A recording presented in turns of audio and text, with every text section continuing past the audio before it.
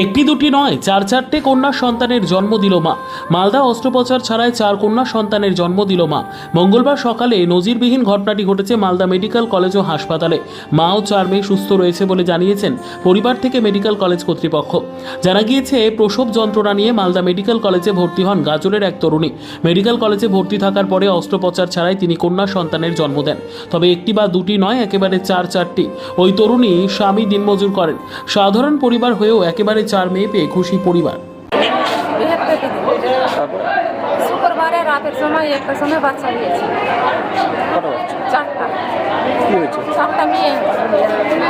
কেমন আছে এখন? ভালো আছে, একটা সুস্থ আছে। ওজন কত হয়েছে? 1 কেজি আর তিনটা 1.5 কেজি করে।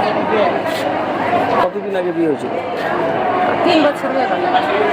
একসাথে যে চারটা মেয়ে হলো, কতটা খুশি? সবাই খুশি। নাম রেখেছেন চারটে? আমি রাখি। কে রেখেছে? ওর দাদা দাদা কি করো বাবা? খাচ্ছে।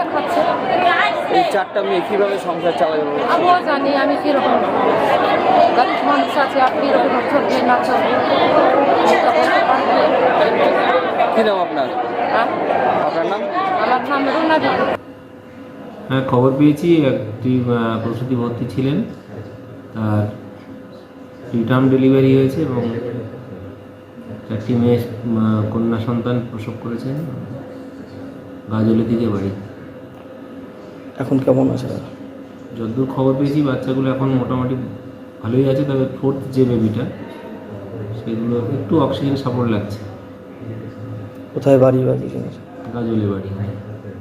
কবে ভর্তি হয়েছিল? ভর্তি হয়েছিল 21 ফেব্রুয়ারিতে, মানে ডেলিভারি হয় রাত্রে, নর্মাল ডেলিভারি হয়েছিল।